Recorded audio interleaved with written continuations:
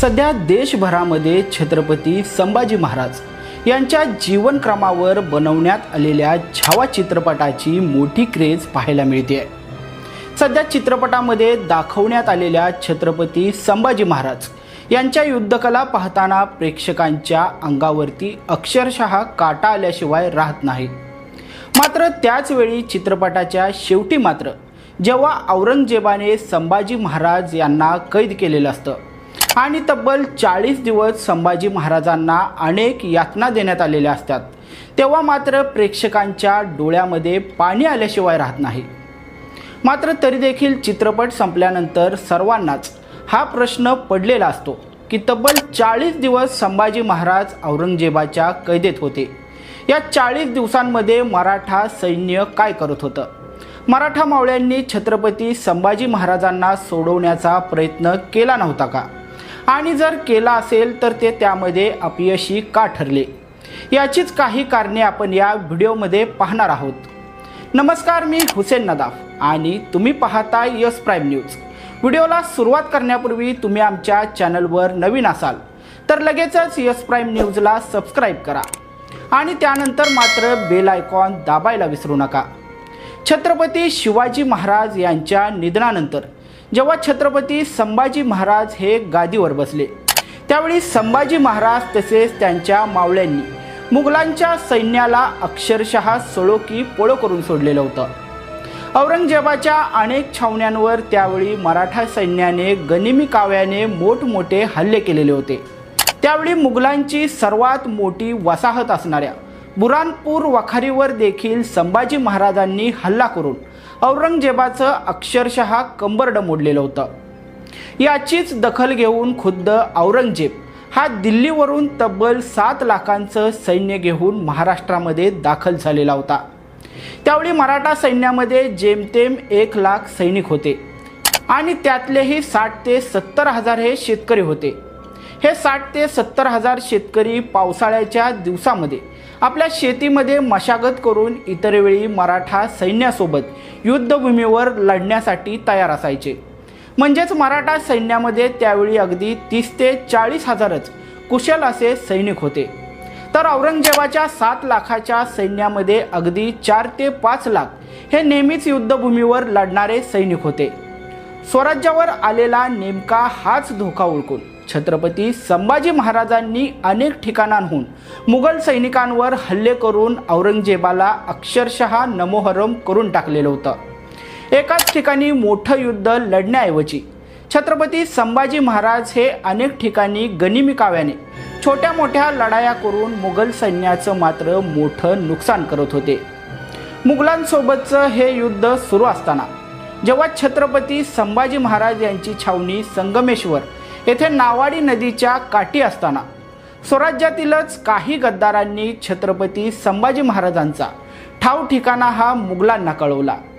त्याचवेळी औरंगजेबाने अतिशय गुप्तपणे मुकर्रब खान या आपल्या विश्वासू सरदाराला 5000चं सैन्य देऊन छत्रपती संभाजी महाराजांना कैद करण्यासाठी पाठवलेलं होतं। जेव्हा छत्रपती संभाजी महाराज हे संगमेश्वरमध्ये अगदी आपल्या मोजक्याच मावळ्यांसोबत होते, त्याचवेळी मुकर्रब खानाने बेसावध असणाऱ्या मराठा सैनिकांवर हल्ला करून छत्रपती संभाजी महाराज यांना कैद केलं। छत्रपती संभाजी महाराजांना कैद केल्याची खबर त्यावेळी मुघलांकडून अत्यंत गुप्त ठेवण्यात आलेली होती। तरी देखील संभाजी महाराज पकडले गेल्याची कुणकुण ही मराठा सैनिकांना लागलेली होती।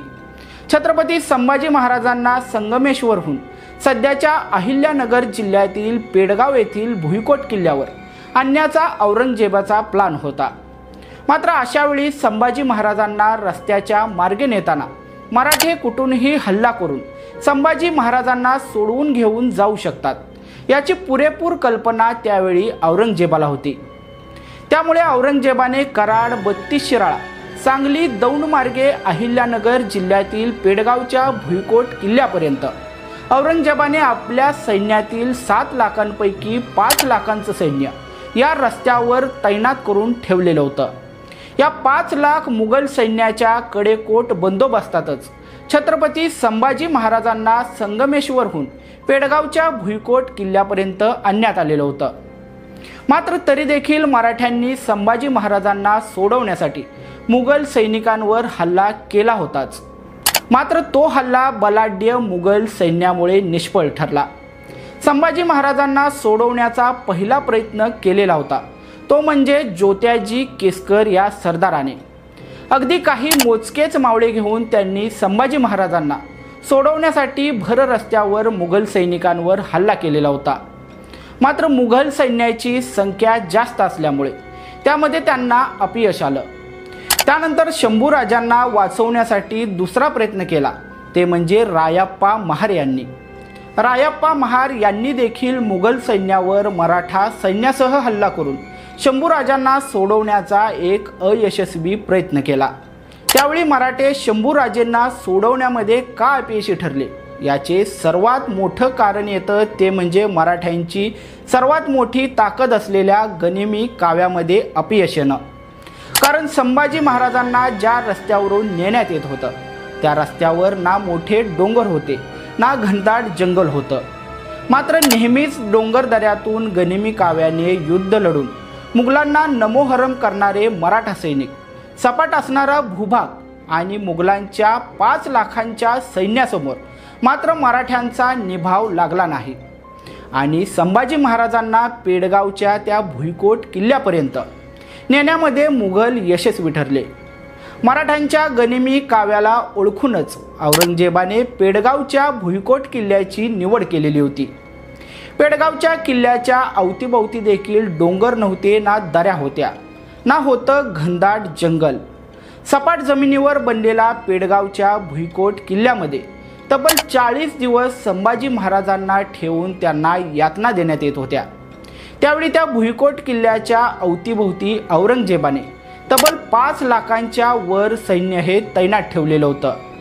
त्यामुळे जर 40,000च्या मराठा सैन्याने जर संभाजी महाराजांना सोडवण्यासाठी पेडगावच्या त्या भुईकोट किल्ल्यावर हल्ला केला असता तर सपाट प्रदेशावर 5 लाखांच्या सैन्यासमोर आपला निभाव लागणार नाही हे मराठे ओळखून होते। तरी देखील भावनेच्या भरामध्ये मराठा सैनिकांनी त्या किल्ल्यावर हल्ला चढवलाच असता तर त्या 40,000 सैनिकांसोबत स्वराज्याचं स्वप्न देखील धुळीस मिळालं असतं। कारण जर उरलेलं 40,000 सैन्य जर मुघलांच्या 5 लाखांच्या सैन्यासमोर धारातीर्थी पडलं असतं तर आयतच छत्रपती शिवाजी महाराजांचं स्वराज्य हे औरंगजेबाला मिळालं असतं। त्यामुळे त्यावेळी छत्रपती संभाजी महाराजांना कैदेत ठेवण्यात आलेल्या पेडगावच्या त्या भुईकोट किल्ल्यावर मराठ्यांनी हल्ला केलेला नव्हता।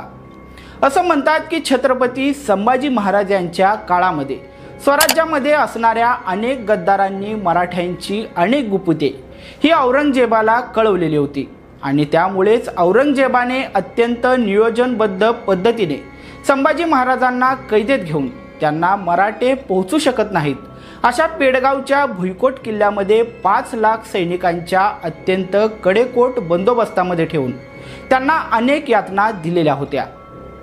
सध्या व्हिडिओला आपण इथंच थांबूयात।